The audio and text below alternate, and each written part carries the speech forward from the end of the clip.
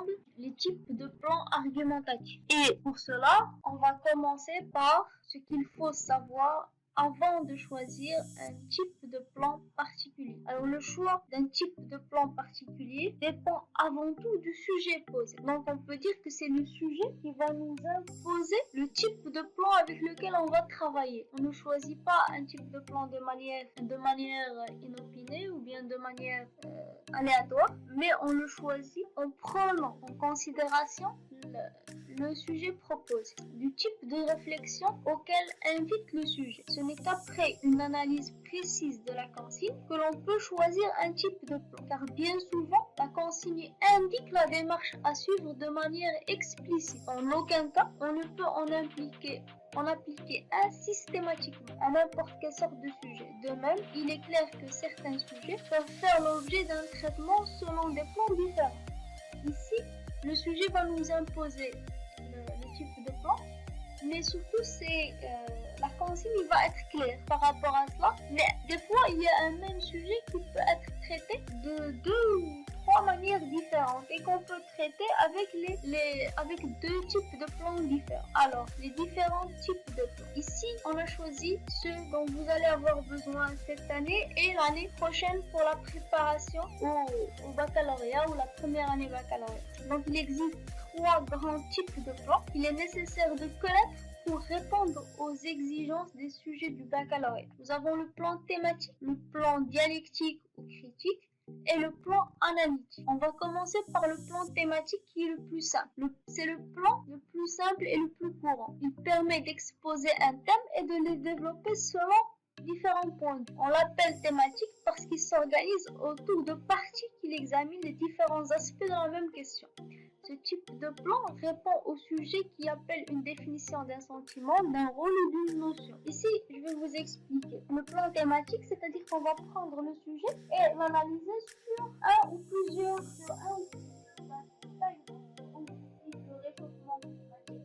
On peut aller vers l'histoire du réchauffement climatique, le réchauffement climatique dans les pays industrialisés et le réchauffement climatique dans les pays, par exemple, en voie de développement.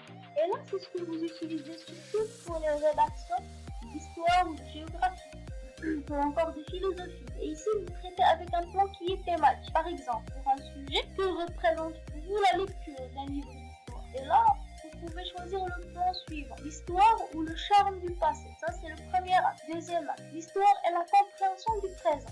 Ici, c'est par ordre chronologique. On passe du passé au présent. Et l'histoire comme définition d'une identité.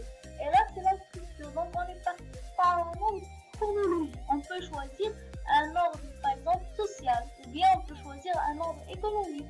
On peut dire sur les différents plans. Par exemple, si je vous dis quelles sont les causes qui ont mené vers la colonisation au Maroc. Vous allez me dire les premières choses, c'est les causes économiques, puis après les causes sociales, puis après les causes politiques. Tout ça, on relève du plan thématique, d'accord? Et c'est le plan que vous utilisez de manière générale dans n'importe quel sujet possible. Alors, le deuxième plan, c'est celui qu'on a travaillé ensemble, le plan dialectique ou critique.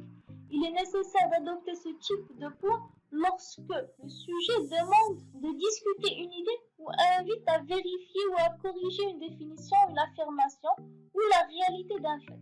Il peut également être utilisé lorsque le sujet propose de mesurer les avantages et les inconvénients de tel ou tel phénomène. Donc ici, le plan dialectique, il va être proposé dans un texte argumentatif sujet à débat, où il y a une thèse, où il y a une antithèse, et on nous demande de faire une synthèse avec notre propre point de vue. Donc ce type de plan exige l'examen approfondi de 2 positions opposées, c'est-à-dire, comme je vous ai dit, les adjuvants et les opposants. Ainsi, le devoir commence par l'exposé argumenté d'une thèse, d'une idée. Il se poursuit sur la présentation d'arguments opposés, c'est ce qu'on appelle l'antithèse, et il débouche sur une tentative de conciliation des 2 positions, ou bien ce qu'on appelle un jugement personnel ou un point de vue, sous forme de synthèse. Le plan dialectique requiert la nuance puisqu'il ne faut pas développer dans une première partie un argument que l'on réfutera par la suite. Il ne faut pas faire un argument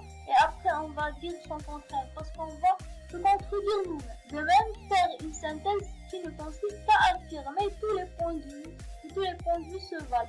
Et on ne peut pas être neutre de manière générale. Il faut se positionner, mais à formuler une réponse complémentaire par rapport aux opinions développées dans les deux premières parties. Voici un exemple de sujet qui exige d'adopter ce type de plan. Selon vous, peut-on considérer le travail comme une drogue? Donc maintenant, il y a ceux qui vont considérer que le travail peut être considéré comme une drogue, et les autres qui vont dire que le travail ne constitue pas une drogue, c'est juste un moyen de s'affirmer ou autre. Alors, le travail, le plan qu'on peut choisir, c'est le travail lorsqu'on devient dépendant peut être considéré comme une drogue. Ça, c'est la thèse. Toutefois, le travail peut être une source de liberté. Ça, c'est l'antithèse. Et la synthèse, dans un travail, il faut avant tout considérer les conditions dans lesquelles il s'exerce, ainsi que les motivations et les responsabilités que celui qui l'exerce. Il y trouvera, selon le cas, épanouissement ou aliénation. Ça, c'est la synthèse. Le dernier plan, c'est le plan analytique et celui qui est en rapport avec ce qu'on avait vu dans la première partie de l'année, durant le premier semestre. C'est le plan analytique, celui qui va mettre en amont les causes et les conséquences. Alors, ce plan convient, comme son nom l'indique, pour traiter les sujets qui invitent à analyser un fait ou à réfléchir sur un problème général. Il décrit dans le premier temps le problème posé ou les formes d'un phénomène, puisqu'on étudie les causes avant d'exposer ses conséquences ou d'éventuelles solutions. Voilà un exemple de sujet qui exige d'adopter ce type de sujet. Que pensez-vous des problèmes posés par la délinquance juvénile? Et là, le plan va être les formes et les manifestations de la délinquance juvénile. Ça, c'est les causes du phénomène et des solutions proposées. Alors, comment mettre son plan en valeur? Donc là, on va aller vers la partie pratique. Il existe quelques règles à respecter qui sont étroitement liées à la construction d'un devoir et au type de plan choisi. Dans un devoir, il convient d'annoncer dans l'introduction le plan du développement, c'est-à-dire les différentes parties qui vont être exposées. Connaître le type de plan adopté permet une meilleure présentation de sa réflexion. Il ne faut pas oublier de lier les différentes parties de son plan par une transition. Et là, on va revenir vers les liens logiques qui résume ce qui vient d'être développé et annonce ce qui va suivre. Le recours au connecteur logique approprié marquant soit la conséquence, l'opposition ou l'addition est alors souhaité. De même, il faut toujours séparer les différentes étapes du développement par un espace, un bloc. Ça, c'est ce qu'on avait parlé, la structure du texte argumentatif. Vous avez donné un modèle argumentatif. Alors de même, il faut toujours séparer les différentes étapes du développement par un espace, un blanc, c'est-à-dire sauter des lignes. Cela permet une meilleure lisibilité du plan. Alors, on résume un petit peu l'essentiel. Il existe trois grands types de plans. Un plan peut être thématique, il y a le type de psychanalyse. C'est l'analyse du sujet et la consigne qui doit nous mener au choix de tel ou tel plan. Donc ici, il faut être rationnel. Il faut bien lire le sujet de réflexion et souligner les mots qu'on appelle des mots-clés dans un sujet de production écrite. En soulignant les mots-clés, vous allez détecter ce qui vous est demandé dans la consigne. En soulignant les mots-clés, vous allez comprendre quel processus choisir et dans quel type de plan adopter.